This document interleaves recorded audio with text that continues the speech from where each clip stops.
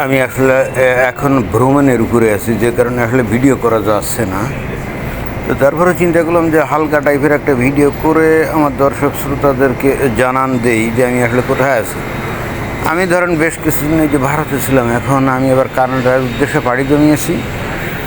এখানে এই এমিরেটসের টিকিট কাটা, হ্যাঁ, তো এমিরেটসের টিকিট কাটার কারণে হচ্ছে কি, এখানে যে এই যে দুবাইতে এখানে যে ট্রানজিট, তো এখানে আসলাম।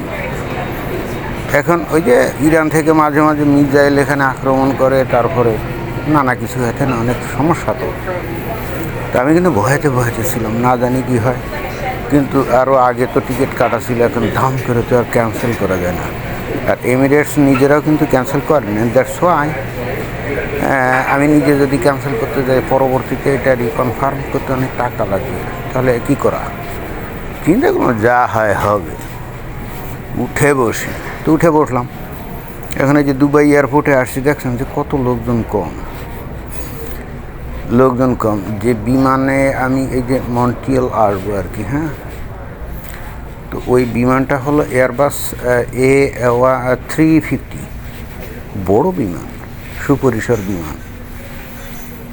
ইন্টারেস্টিং ব্যাপার হলো, দেখলাম যে 3 ভাগের 1 ভাগ প্যাসেঞ্জার এখানে নাই। তার মানে লোকজন অনেকেই তারা কি করছে, তারা ওই ফ্লাইট ক্যান্সেল করছে, তাই না? যাক, ফ্লাইট ক্যান্সেল করুক, এটা তাদের ব্যাপার। যেহেতু আমি এই যে দৌড়ের উপরে আছি, তাহলে এর মধ্যে তো আর ভিডিও করা যায় না। তারপরে চিন্তা করলাম হালকার উপরে একটা ভিডিও করলে সমস্যা কি, অন্তত দর্শক শ্রোতাদেরকে তো জানান দেওয়া উচিত, তাই না, যে আমি একটা মানে দৌড়ের উপরে আছি। এখন যে ভিডিওটা করছি এটা কিন্তু কমপ্লিটলি যে ইয়েতে আছি। এখন এই ভিডিওটা যে করছি আমি কিন্তু মন্ট্রিয়াল এয়ারপোর্টে, হ্যাঁ, আশা করি আপনারা বুঝতেও পারছেন। এই যে এখানে যে ছবি দেখা যাচ্ছে, এটা হলো মন্ট্রিয়াল এয়ারপোর্টে। আমি এবার এখান থেকে আবার ডোমেস্টিক এয়ারলাইন্সে আবার অন্য জায়গায় চলে যাব। এই জন্য এই ডোমেস্টিক মানে ইয়েতে অপেক্ষায় আছি। যাক, আসল কথা আসা যাক। ইন দি মিন টাইম অনেক ঘটনাই তো ঘটে গেছে। ইরানের সেই কি দ্বিতীয় সবচেয়ে শক্তিশালী নেতাকে লারজানি না কি জানি, তাই না, আলী লারজানি, সেও নাকি অক্কা পেয়েছে। আর এখন ইদানিং দেখলাম যে যাকে ভালো লোক মনে করতাম, যে তাদের যে আরাগসি না কি জানি পররাষ্ট্রমন্ত্রী, তাই না, বেশ learned person, very learned person, and I thought he was a really scholar person, but right now maybe he will be the next target from the Israeli side. কারণ যত কথাই বলেন না কেন, ইসরায়েল নিঃশর্ত যতক্ষণ আত্মসমর্পণ না করছে, ইসরায়েল আমেরিকা ছেড়ে দিবে না। আমেরিকা ছেড়ে দিলেও ইসরায়েল তো ছাড়বে না। ইরানকে বুঝতে হবে তারা এতদিন ধরে যে অন্যায় কাজ করছে, এর শাস্তি তাদেরকে পেতে হবে। কোনো অপরাধ ছাড়া তারা কি করছে, তারা ইসরায়েলকে দুনিয়ার মানচিত্র থেকে মুছে ফেলবে, এই ধরনের ঔদ্ধত্য দেখিয়েছে না। তারপরে টাকা পয়সা যা কিছু তেল বিক্রি করে আয় উপার্জন করতো হামাস, তারপরে হেজবুল্লাহ, হুতি গঠন করে ইসরায়েলকে বহুত যন্ত্রণা দিয়েছে। মুমিন মুসলমানরা এটা কি কখনো চিন্তা করে?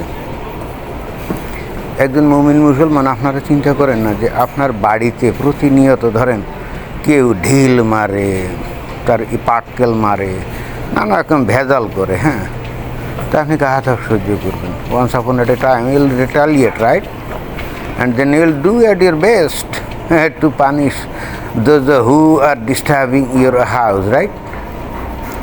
যুগের পর যুগ ধরে এই ইরান, হামাস, তারপরে হুতি, তারপরে হেজবুল্লাহ দিয়ে ইসরায়েলকে বিরক্ত কম করছে। কত পরিমাণ রকেট মিসাইল এই ইসরায়েলের বুকে মারছে। এবং ইরান ডিরেক্টলি বলছে যে will abolish Israel from the world map forever. What does it mean? They'll eliminate the state of Israel from the map of the world. কি ডেঞ্জারাস কথা, তাই না? যত বড় মুখ না তত বড় কথা। তার কি এমন ক্ষমতা, আমেরিকার সবচাইতে ঘনিষ্ঠ বন্ধু একটা রাষ্ট্র ইসরায়েল, তাকে দুনিয়ার ম্যাপ থেকে অ্যাবলিশ করে দিবে, আর এইটা ইসরায়েল মেনে নিবে?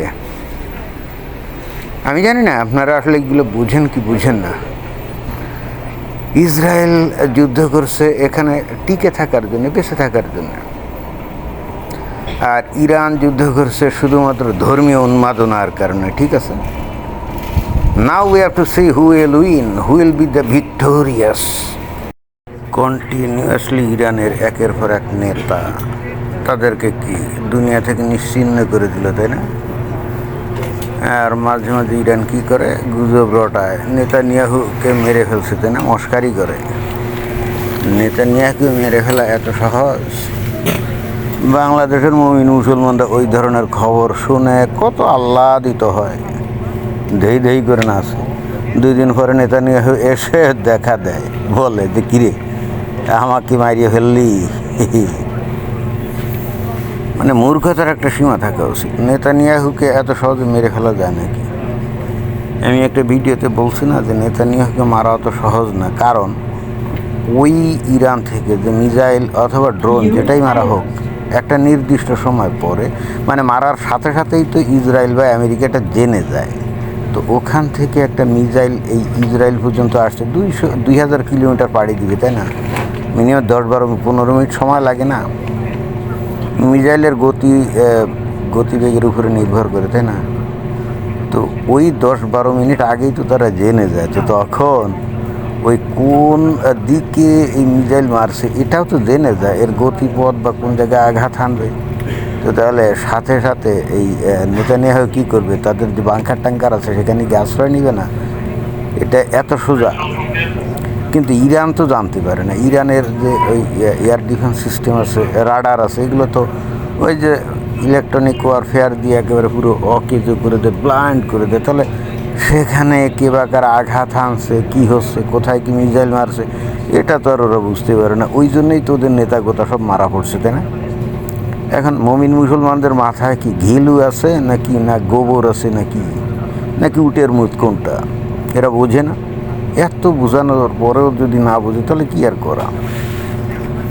যাই হোক, এই ভিডিওটা বানানোর মূল উদ্দেশ্য হলো, আমি আসলে তো এখন ভ্রমণের উপরে আছি আপাতত। এই যে আসলাম এই কোথায় জানি কি, কানাডাতে না, ফালতু একটা দেশ। এই কানাডা আসলে বাংলাদেশের অনেক মানুষ এখানে আসতে চায় আমি জানি, কিন্তু আপনাদের ধারণায় কানাডা খুব ভালো দেশ নাকি? দূর, বিরক্তিকর একটা জায়গা।